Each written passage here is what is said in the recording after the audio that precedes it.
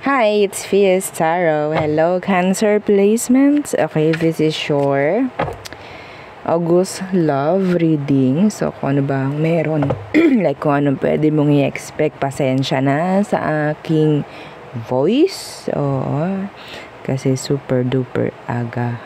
Diba? Okay. Cancer. Okay, yeah. Siyempre, before tayo mag-start, kung hindi ka pa nakakapag-subscribe, please do subscribe and hit the notification bell para lagi po tayo maging updated sa mga mangyayari pa lang. Okay? So, anong kailangan mong i-expect ngayong August pagdating sa person on your mind? Okay? Anong kailangan mong i-expect, Cancer? Anong pwede mong i-expect? Let's see. Okay. The Queen of Pentacles in reversed.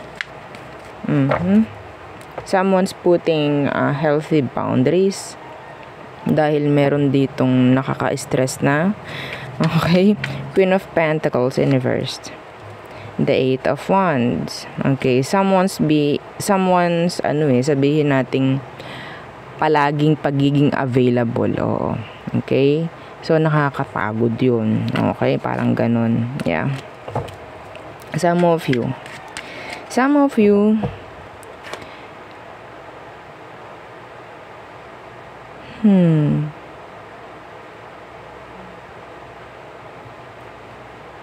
This is talking about communication with someone na hindi na healthy.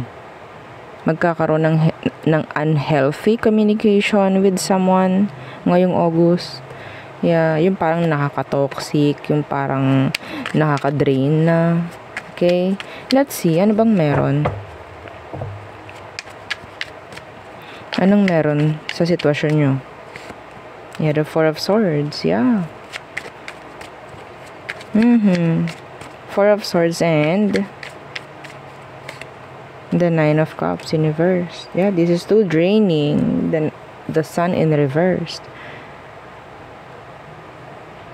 Some of you, okay, if you're not talking to this person, pwedeng air sign with water. May chance na sobrang stress, mag-reach out. Okay? Yun lang yung magiging dahilan ng pag-reach out nila, yung parang isip ng isip kung ano bang meron. Parang gusto lang nila na parang kumonek sa'yo para mag-charge or mag-recharge sila. Okay? So, I'm seeing here person na pwedeng naka-break mo. Okay? You're in separation right now with this person. So, I think, no talking, no communication. So, may chance na kung ano-anong iniisip na nitong taong to, pwedeng gusto lang niya kumuha ng something, no? Oo, pagdating sa'yo. Like, konting hi niya kapag nag-reply ka, yun, okay na. Parang ganon. Okay? So, ano bang meron sa kanya para malaman mo na siya to? Okay. Nagkaroon kayo ng codependency ng taong to. Yeah. Anong meron sa kanya, Cancer? The Queen of Wands. Someone na pwedeng attractive. Mapababae, mapalalaki, kung ano man ang gender niya. Someone na attractive. Yeah. Oh, some of you merong someone to. Okay? May person involved. Pwedeng malayo sa'yo. Yeah, yes, sinasabi rito na meron kayong separation. Okay? Pero hindi specific yung meron siyang karelasyon. Okay? There's no talking. This person wants to talk to you. Okay? So, what's their next action? Okay? Diyan, sa sitwasyon nyo na yan.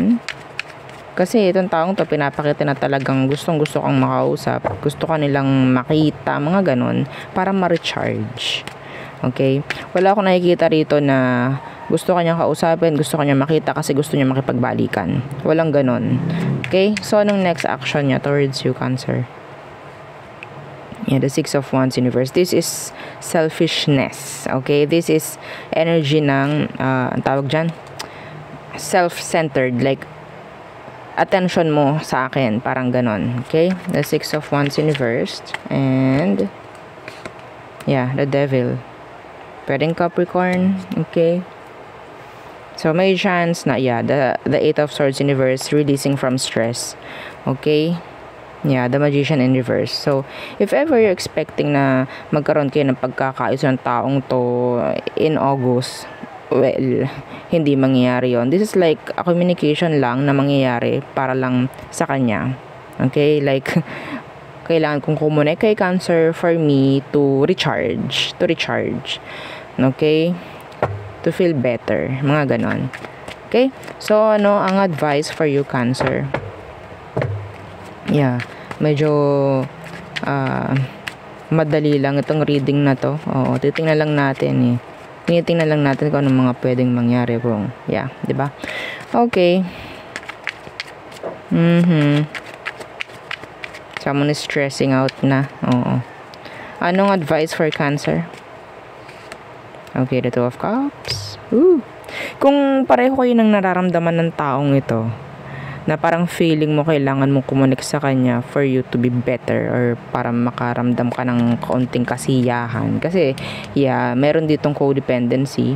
Pwedeng hinahanap-hanap nyo rin yung isa't isa. Okay, what's with the Two of Cups? Tingnan natin. May chance na same kayo.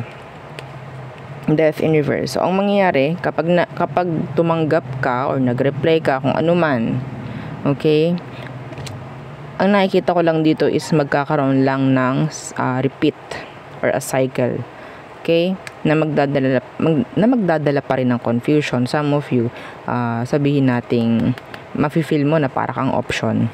Okay? So, mas maganda, wag mo na masyadong pag-focusan to. Parang ganyan. Kung gusto mong mag-reply, ang nakikita ko, wag ka mag-expect ng reply from them.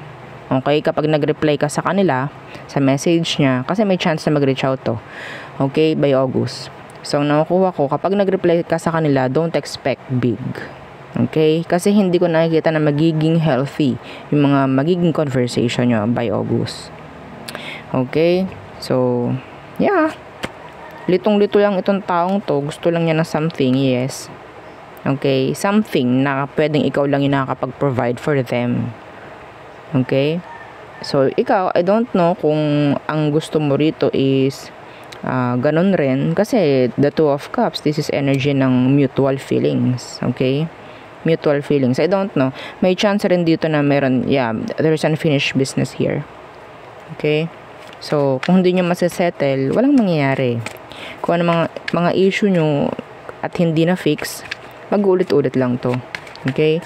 Their intention is pang sarili lang.